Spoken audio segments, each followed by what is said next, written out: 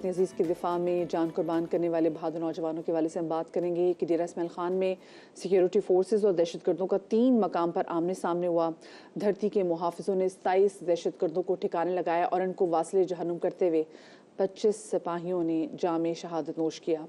ISPR के मुताबिक security forces ने दरासांदा में खुफिया मालूमात पर ऑपरेशन के दौरान दहशतगर्दों का ठिकाना तबाह कर दिया। हलाक दहशतगर्द सिक्योरिटी फोर्सेस और अवाम पर हमलों में मुलव्वस थे। कार्रवाइयों के दौरान असलहा, गोला बारूद और धमाका खेज मवाद भी बरामद किया गया है। इस मामले पर मजीद बात करने के लिए हमें ज्वाइन किया है दिफाई तजियाकार फारूक हमीद साहब ने। उनको शामिल गुफ्तगू करेंगे। फारूक हमीद साहब, बहुत शुक्रिया आपका कि आपने सुबह के समय को वक्त दिया।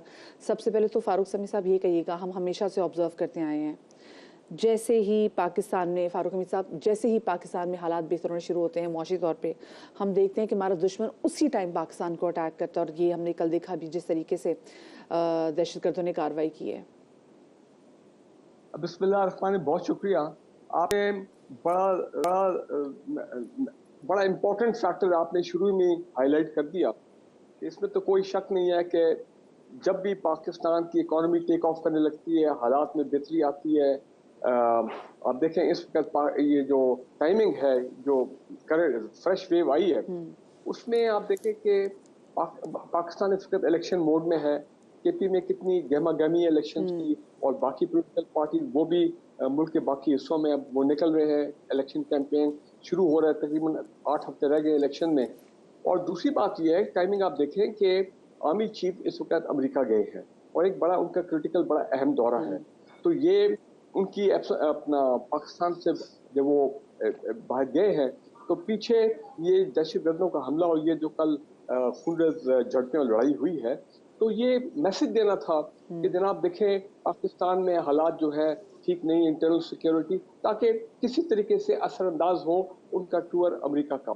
और तीसरी इंपॉर्टेंट चीज़ ये है कि फॉरेन इन्वेस्टमेंट, इकोनॉमी की आपने बात की, फॉरेन इन्वेस्टमेंट जो है वो आप उसके बड़े अहम ऐलान शुरू हो गए। गल्फ कंट्रीज, सऊदी अरेबिया ने कल 40% पाकिस्तान की ऑयल एंड कंपनी में स्टेक्स का ऐलान किया। स्टॉक मार्केट हमारी रिकॉर्ड हाइट्स पे चली गई है।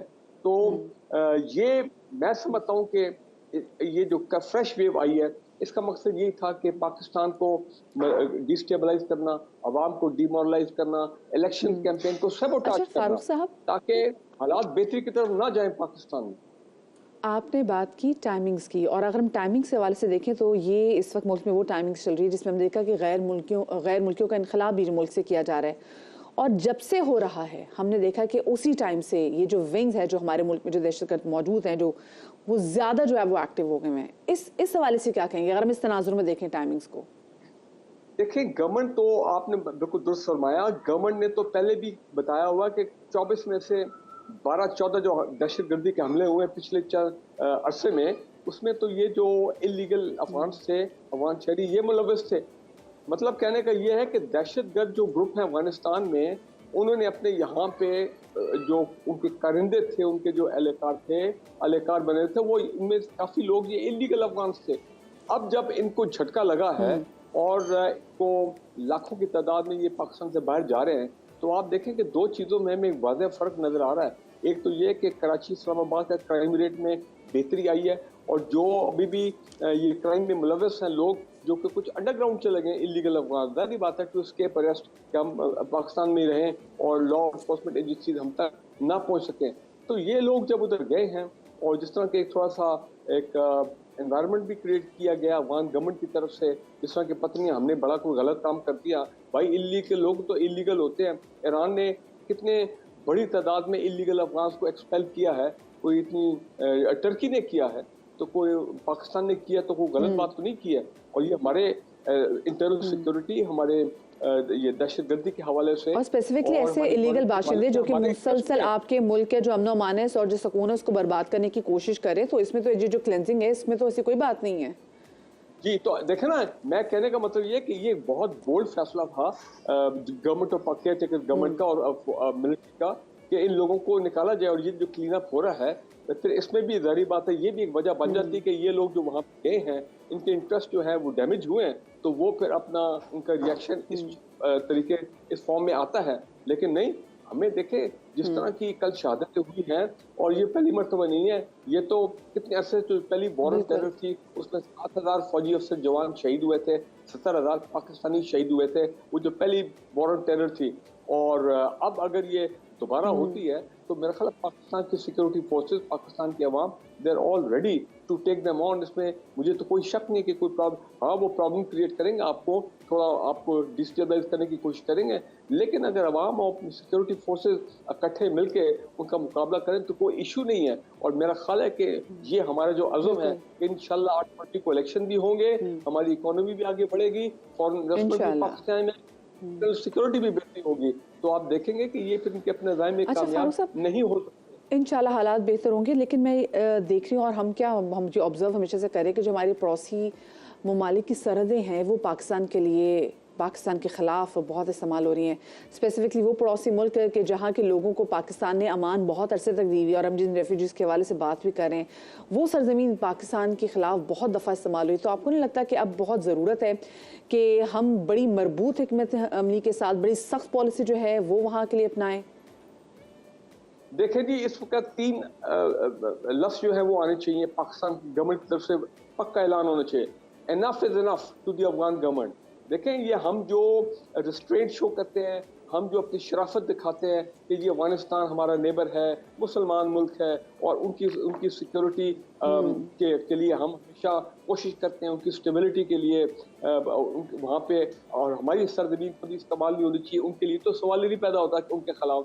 वहाँ की खवातीन के लिए हम आवाज़ उठा रहे हैं, वहाँ की बच्चियों के लिए हम आवाज़ उठा रहे हैं कि वहाँ स्कूल खुलने चाहिए, बच्चियों को भी ज़िंदगी के उतने ही ज़िंदगी गुजारने के उतने ही चांसेस मिलने चाहिए जिससे किसी बंदे को। लेकिन उसके बावजूद हम देख रहे हैं, अभी आप देखें ना, जब उनकी क्रिकेट टीम जो थी अफगानिस्तान, जब इंडिया में मौजूद थी, तो उन्होंने जो अपनी जीत भी थी वो उन रेफ्यूजीज़ के नाम कर दी, कि वो एक अजीब सा मैसेज देने की उन्होंने कोशिश की कि भाई एहसान फरामोशी की इंतहा होती है अगर देखा जाए तो। वैसे देखिए, आज मैं आपके प्रोग्राम में कह देता हूं, वैसे तो मैंने उस वक्त बहुत सपोर्ट किया था। 2 साल पहले जब यूएस फोर्सेस अफगानिस्तान से निकली थी, पाकिस्तान ने भरपूर मदद की थी दोहा एग्रीमेंट में, और हम भी बहुत खुश हुए थे कि अफगान तालिबान आए हैं, ये रिफॉर्म है, इनके नया माइंडसेट है। ये वो माजी वाली जो इनकी एट्रोसिटीज थी, खवातीन के खिलाफ, बच्चों के खिलाफ, बच्चियों के खिलाफ, स्कूलों कॉलेज उनके बंद कर दिए, वो उनके काम करने नहीं देते थे, वो तमाम जो जालिम खवातीन के खिलाफ, अब वो दौर नहीं आएगा, लेकिन हम देख रहे हैं कि वो दौर शुरू हो गया। मैं समझता हूँ कि इनकी डीएनए में, इनके डीएनए में एहसान फरामोशी है। पाकिस्तान ने क्या कुछ नहीं किया अफगानिस्तान के लिए, ये सब भूल गए। हर मुश्किल वक्त में पाकिस्तान ने इनकी मदद की है, रिलीफ गुड्स जाते हैं, ह्यूमैनिटेरियन गुड्स जाते हैं। हमने कभी अपनी, मैंने जिस पहले कहा, कभी अपनी सरजमीन किसी को इनके खिलाफ इस्तेमाल होने नहीं दिया।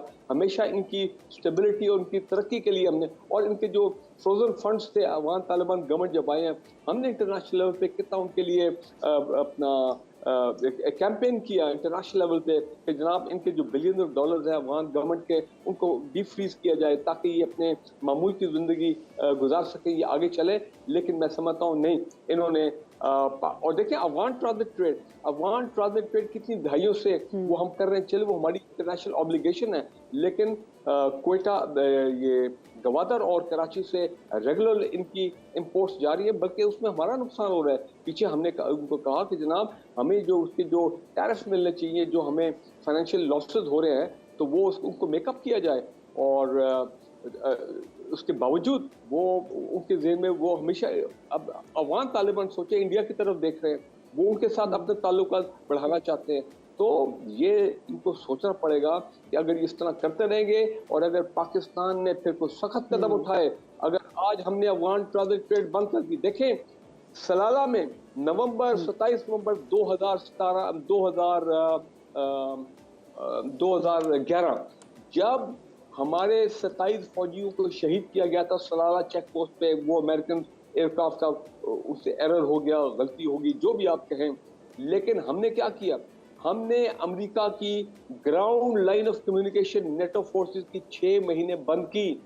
जब तक अमेरिका ने, वो हिलरी क्लिंटन होती थी सेक्रेटरी स्टेट, उन्होंने जब तक अपोलोजाइज नहीं किया, रिग्रेट नहीं किया कि जी सॉरी हमसे गलती हो गई है, फिर हमने 6 महीने के बाद ग्राउंड लाइन ऑफ कम्युनिकेशन खोली।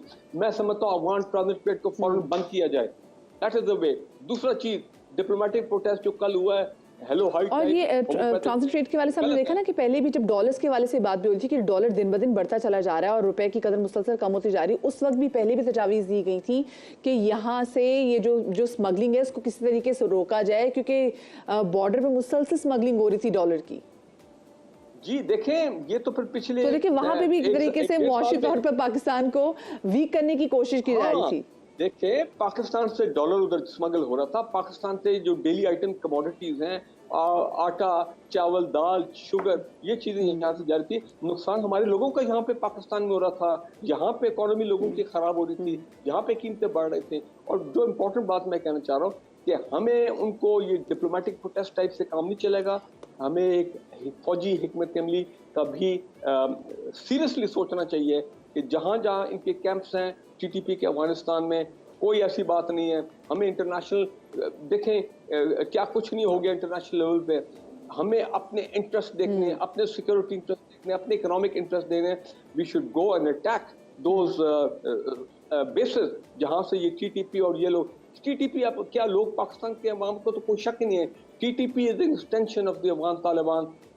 बड़े अफसोस से मुझे कहना पड़ता है, पहले हम ये नहीं बात समझते थे, लेकिन अब ये नजर आ रही है कि अफगान गवर्नमेंट टीटीपी को प्रोटेक्शन दे रही है, उनको कवर दे रही है, उनके खिलाफ नहीं जा रही है अफगानिस्तान में जहां। और जैसे कि आपने बात कही ना फारूक हमीद साहब के, ये इट्स हाई टाइम टू से कि इनफ इज इनफ, तो ये वही वक्त आ गया कि अभी कह दिया जाए कि इनफ इज इनफ, क्योंकि हम और अपनी बहादुर जवानों की कुर्बानी नहीं दे सकते, अपने अवाम की कुर्बानी नहीं। बहुत शुक्रिया जी फारूक हमीद साहब जो कि दिफाई तज्जिया कार है, वो हमारे साथ मौजूद थे।